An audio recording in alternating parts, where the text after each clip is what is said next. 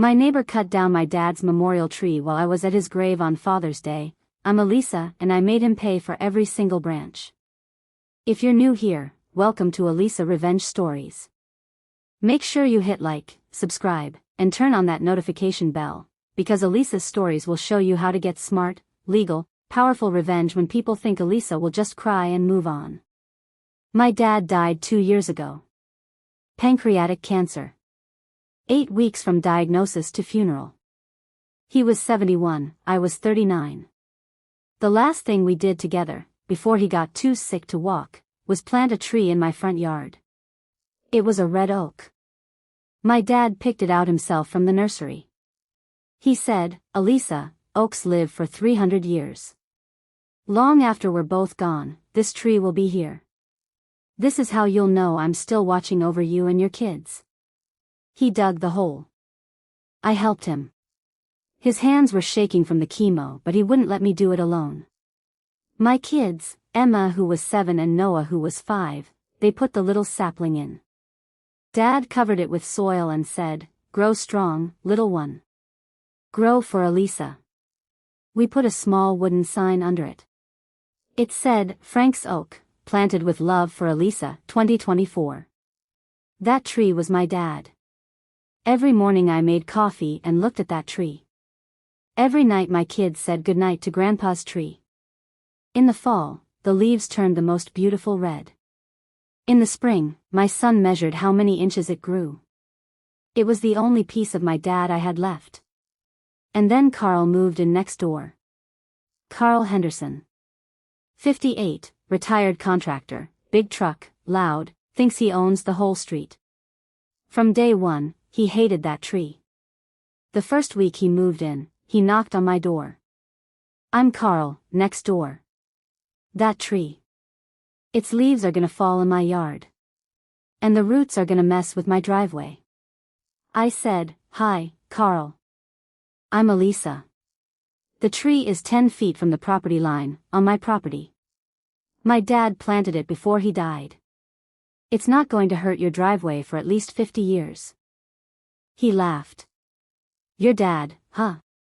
Well, sentiment don't pay for concrete, Alisa. You should cut it down now before it gets too big." I closed the door. I thought that was the end. It wasn't. It was the beginning. Every week, he complained. He blew leaves from his yard into my yard. He parked his work trailer so it blocked the sun from my tree. One time, my daughter came running inside crying, "Mommy, the mean man next door was pulling leaves off Grandpa's tree." I went outside and Carl was literally standing in my yard, stripping leaves off my 3-year-old oak. "Carl, get off my property." He said, "I'm pruning. Overhang. It's legal. Check the law, sweetheart." I called the city.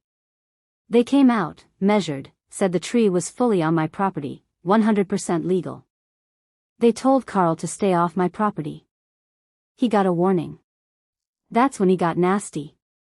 He started calling code enforcement on me. My grass is too long. My trash can's out too long. My kids' bike's on the lawn. Every week, a new complaint. All dismissed. But it was harassment. My husband, Daniel, works nights as a paramedic. He said, "Alisa, just ignore him. He's a bully. He'll get bored." But I knew men like Carl. They don't get bored. They get bolder. Last month, it rained hard. A small branch from my oak, maybe as big as my finger, fell in his yard during the storm. He threw it back. Hard. Through my kitchen window. Glass shattered all over my kitchen floor where my kids eat breakfast. I called the police. They came, took a report. Carl said, "It was an accident, I was just returning her property." The cop told me, "Ma'am, without camera footage, it's your word against his. Get a camera." So I got a Ring camera. Best $199 I ever spent. Because that camera caught what happened on Father's Day. Father's Day was Sunday. It was the second Father's Day without my dad. I took my kids to the cemetery.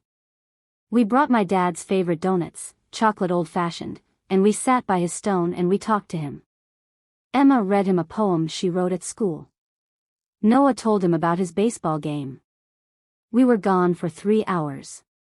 10 a.m. to 1 p.m. My Ring camera showed Carl walking into my yard at 10:42 a.m. wearing work gloves. With a chainsaw. My neighbor cut down my dad's tree while I was literally sitting at my dad's grave. I watched the footage when I got home and I couldn't breathe. Alisa couldn't believe what she was seeing. He didn't just cut it. He murdered it. He cut it down to a stump, then he cut the stump down to the ground. Then he took a shovel and tried to dig out the roots. Then he dragged the whole tree, my beautiful 9-foot red oak that my dying father planted with his shaking hands, into his truck bed and drove away. My front yard was empty. Just a hole in the dirt where my dad's tree was. The little wooden sign, Frank's Oak, was snapped in half and thrown in my bushes. Emma started screaming. "Where is Grandpa's tree? Mommy, where is Grandpa's tree?" Noah, my 5-year-old, just stood there holding his little measuring tape he used to measure the tree. He whispered, "Grandpa's tree is gone." I called 911 shaking. The police came. Carl was in his driveway washing his truck. The cop asked, "Sir, did you cut down a tree on your neighbor's property?" Carl said, cool as anything, "That tree was diseased and leaning toward my house. It was a hazard. I did her a favor. Under Texas law, I can cut a hazard tree if it threatens my property." That was a lie. My tree was perfectly healthy. I had the nursery certificate. The cop looked at me. "Ma'am, this is a civil matter. You'll have to take him to small claims court." Civil matter? He came onto my property with a chainsaw and destroyed my dad's memorial while I was at my dad's grave on Father's Day? And that's civil? Carl smirked at me over the cop's shoulder. And mouthed, "You're welcome." That night, after my kids finally cried themselves to sleep, I sat in my living room looking at that empty hole in my yard. Daniel said, "Alisa, we'll sue him. We'll get money for a new tree." Money? You can't buy my dad's hands planting that tree. You can't buy my kids putting soil on it. But then Daniel said something that made Alisa stop crying. He said, "Wait. Carl's a retired contractor, right? Does he have a contractor's license? Is he even allowed to do tree work? And did you see him take the tree? Where did he take it? That tree is worth money." I didn't know. But I was going to find out. The next morning, I didn't go to work. I called in sick. I had a plan forming. A smart, legal, powerful plan that would make Carl Henderson wish he never touched Frank's Oak. First, I called the Texas A&M Forest Service. And what that arborist told me about the value of a 3-year-old red oak made my jaw drop. Second, I called the City of Austin Development Center. And what they told me about cutting down an oak in Austin, Texas, without a permit, made me smile for the first time since Father's Day. And third, I pulled my Ring footage and zoomed in on Carl's truck license plate as he drove away with my dad's tree. And I saw where he really took it. He didn't take it to the dump. He took it to a place where he could sell it. My dad's memorial tree. He sold my dad for lumber money. The arborist from Texas A&M called me back at 9 a.m. Monday morning. His name was James. He asked for photos of the tree before it was cut. Thank God I had hundreds. My kids posing with it every season. My dad planting it. My daughter's first day of kindergarten in front of it. I sent him everything. He called me an hour later. "Mrs. Stevens? Alisa? I'm so sorry. That was a beautiful, healthy red oak. 3 years old, about 9 feet tall, 3-inch trunk diameter. In Austin, a tree like that isn't just a tree from Home Depot. Under Texas law, it's personal property with significant value." I said, "How much value?" Daniel said maybe $500 for a new one. James laughed, but not in a mean way. Alisa, you're not buying a replacement sapling. You're calculating the value of an established tree. We use the trunk formula method. For a red oak that size, healthy, in a residential landscape, with your documented history and care, you're looking at $4,800 to $7,200 for the tree itself. Plus removal of the stump, replanting, care. But that's not the big one. What is the big one? Did you know Austin has a heritage tree ordinance? Any oak over 19 inches in diameter is protected, but even younger oaks in residential areas require a permit to remove if you're in certain zones. Your zone is one of them. Did your neighbor get a city permit to remove a healthy tree? I knew he didn't. Carl doesn't ask for permission for anything. And one more thing, Alisa. Cutting down a tree on someone else's property without permission in Texas is not just civil. It's criminal mischief, and if the value is over $2,500, which yours is, it's a felony. And theft. He stole property and then sold it. Theft. Felony. I hung up and my hands were shaking. Not with sadness anymore. With anger. Focused, cold anger. My next call was to the city of Austin. I spoke to a woman named Patricia in urban forestry. I gave her my address. She typed. She was quiet. Ma'am, that address. There was no permit requested. No permit issued. Removing a tree like that without a permit in your district is a violation. The fine is up to $2,000 per inch of trunk diameter. And if it's a heritage species, how much would that be for a 3-inch red oak? I asked. Up to $6,000. Plus mandatory replanting of 2 replacement trees of equal size, or paying into the city's replanting fund. And if it was done by a contractor without a proper tree service license. She gave me the number for the Texas Department of Agriculture and the Texas Commission on Environmental Quality. I called both. Carl's contracting license had expired in 2021. He was doing tree work, which requires a specific license and insurance in Austin, illegally. Unlicensed contracting in Texas is up to $5,000 fine and a Class A misdemeanor. And if he did it on someone else's property without permission? That's another charge. But the third call is what made Alisa's whole revenge plan click into place. I went back to my ring footage. I froze the frame where Carl's truck drove away. In the bed of the truck, my dad's tree. But also, behind the tree, I could see a logo on his tailgate. It was blurry. I enhanced it. It said, Austin Custom Furniture, we buy live edge wood, cash paid. I Googled it. A shop 20 minutes away in South Austin. Makes tables from reclaimed oak. And they post on Instagram every day. What would they buy?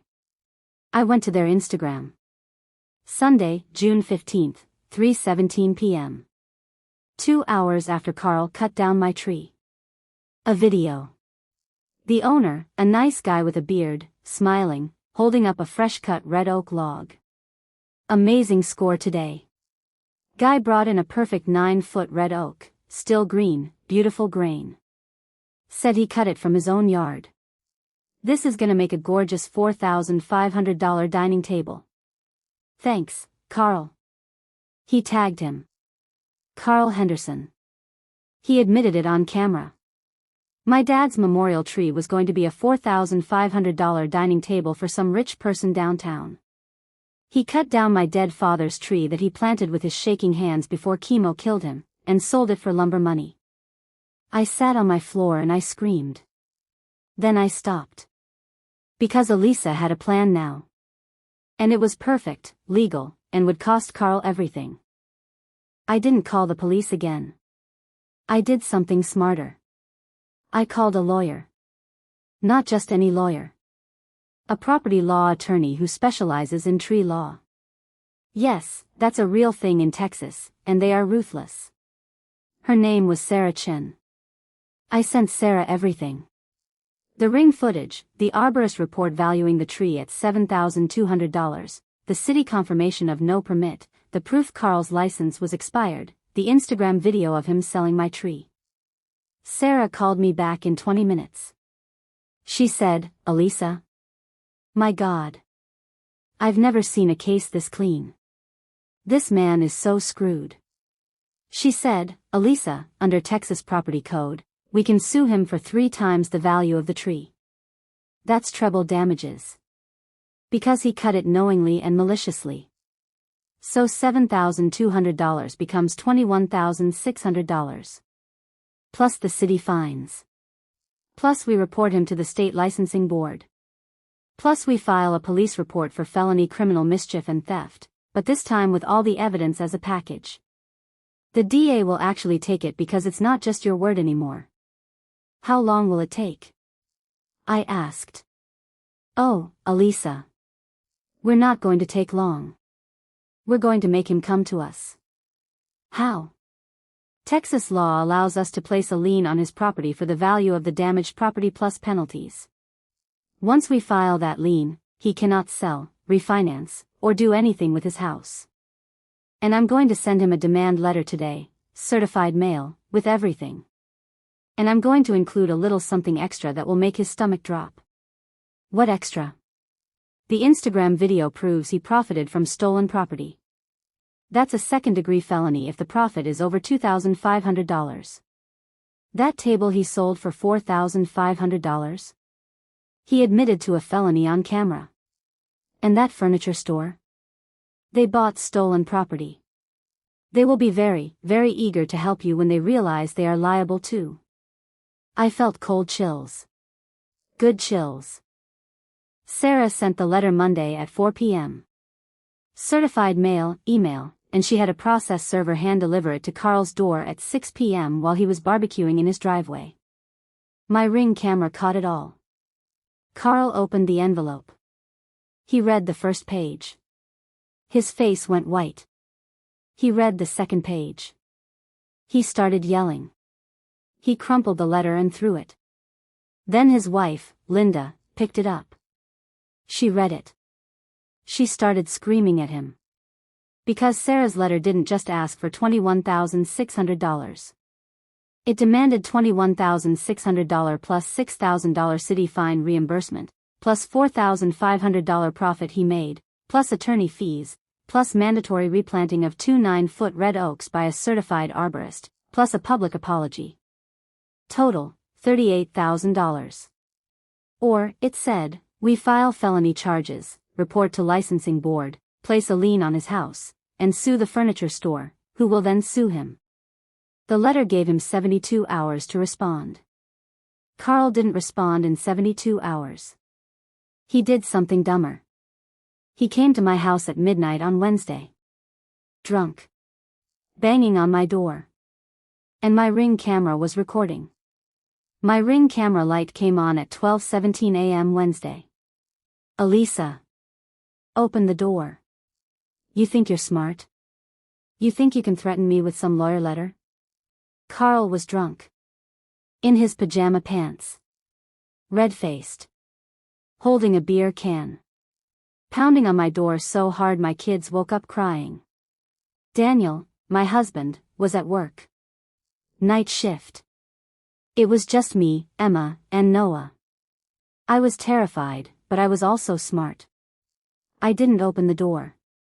I pressed the button on my Ring app and said, very calmly, "Carl, you are on my property, you are drunk, you are harassing me, and you are on camera.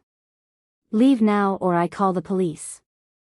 He looked right into the camera and screamed, "I cut your stupid tree. And I'd do it again. Your dad was probably a loser just like you. That tree was ugly. Come out here and say something." Emma started sobbing behind me, "Mommy, don't let him in."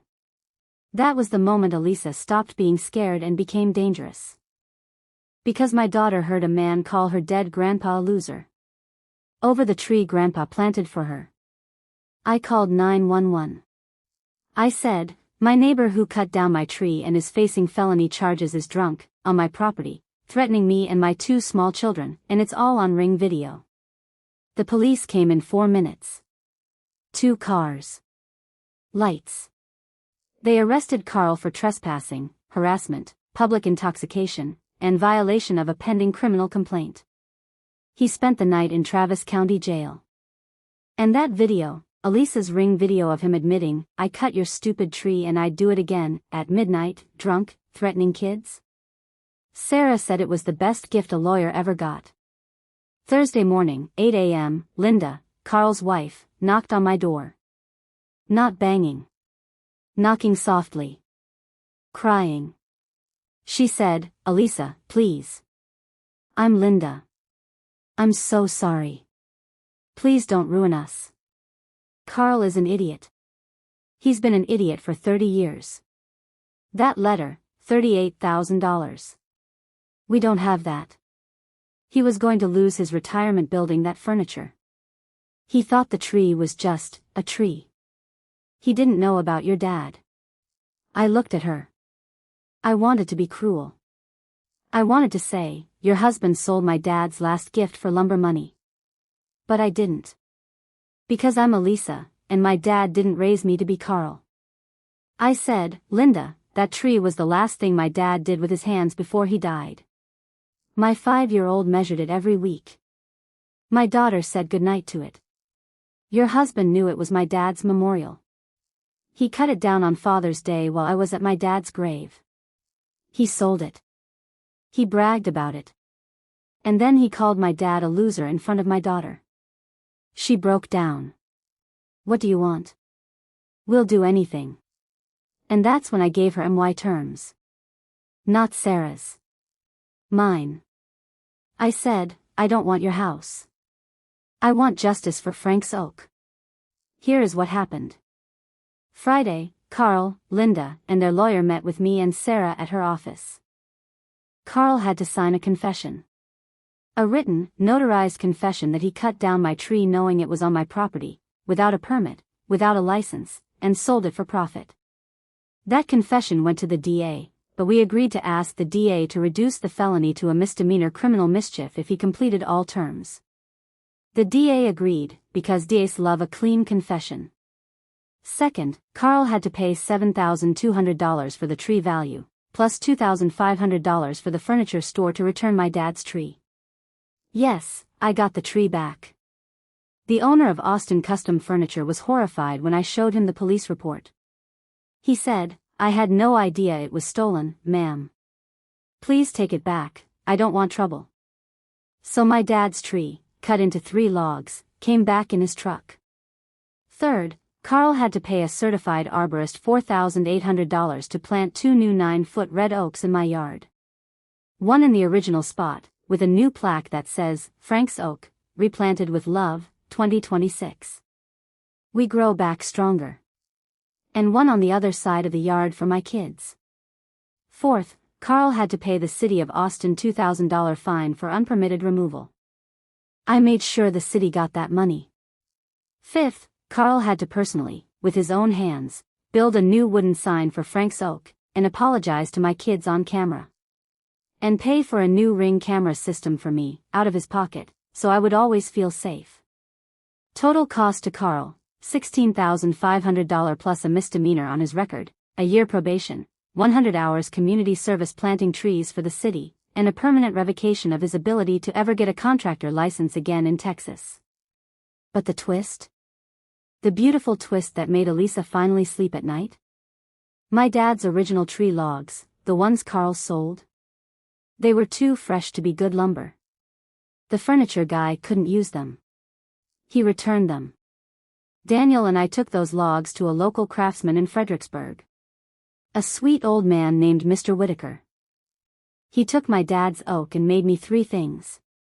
A beautiful dining table for my kitchen, where my kids do homework now. Made from Frank's Oak. So my dad still feeds us every day. 2 small keepsake boxes, one for Emma and one for Noah, made from the same wood. With their grandpa's initials burned in. So they will always have a piece of Grandpa Frank. And 1 extra piece. A small, strong gavel. For Sarah Chen, my lawyer, who took my case for free after she heard about my dad. Last Sunday, Father's Day was over, but we had a new Father's Day. We planted the 2 new oaks. Emma and Noah put the soil in. Daniel and I watered them. Carl was there, doing his community service, planting trees 2 blocks away. He saw us. He looked down and walked away. My kids said goodnight to Grandpa's trees. 2 of them now. Alisa got justice. Not by screaming. Not by cutting down his tree. But by using the law, by being smart, and by turning my dad's stolen tree into something that will live for another 300 years. If you loved Alisa's story, please comment below what would you do if your neighbor cut down your dad's memorial tree. Like, subscribe to Alisa Revenge Stories, and turn on the bell, because Alisa will be back next week with another true story about how Alisa takes back her power. Thank you for listening to Alisa.